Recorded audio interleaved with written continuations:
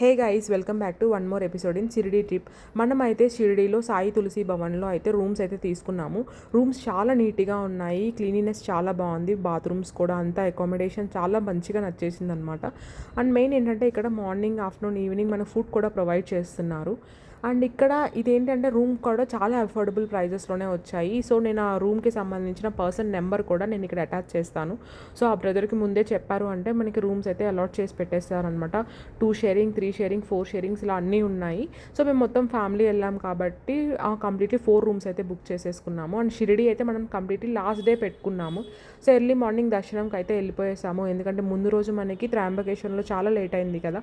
So అక్కడ చూసేసుకొని దర్శనంకి అయితే వెళ్ళిపోయాము. ఎర్లీ మార్నింగ్ వెళ్ళంగానే మనకి బయటకు వచ్చేసరికి ఆల్మోస్ట్ 12 అలా అయితే అయిపోయింది. ఇంకా లంచ్ చేసేసుకొని శనిసింగ్నాపూర్కి అయితే వెళ్ళిపోయాము. సో శనిసింగ్నాపూర్ కూడా రిటర్న్ ఆన్ ద వేలో ఉంది కాబట్టి చూసేసుకొని ఇక్కడ కూడా టెంపుల్ చాలా బాగుండింది. ఇంకా కంప్లీట్లీ హైదరాబాద్ అయితే రిటర్న్ అయిపోయాము. సో వెదర్ కూడా కంప్లీట్లీ మారిపోయింది అనమాట, రైన్ అయితే వస్తుంది. సో షిరిడీలో అయితే ఎండ బాగానే ఉండింది.